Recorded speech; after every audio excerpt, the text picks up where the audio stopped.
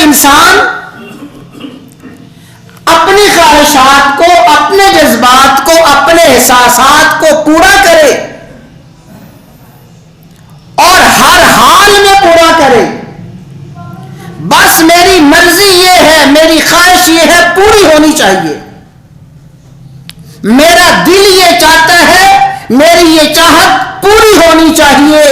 جب خواہشات کو، احساسات کو ہر حال میں اپنی مرضی کے مطابق پورا کرے گا، یہی اللہ تبارک و تعالی کی سب سے بڑی نافرمانی ہے۔ فرمایا افرأیت من اتخذ الہہ ہواہ، اللہ اکبر، ومن اضل ممن اتبع ہواہ بغیر ہدی، اس سے بڑھ کے گمراہ کون ہے جو اپنی ہر خواہش کے پیچھے چلتا ہے، اپنی ہر مرضی کو پورا کرتا ہے،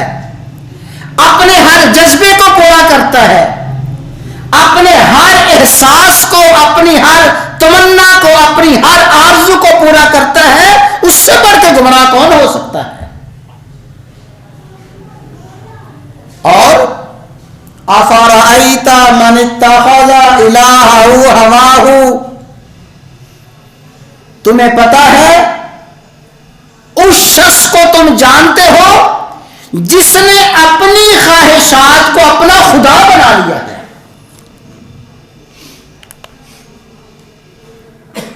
یعنی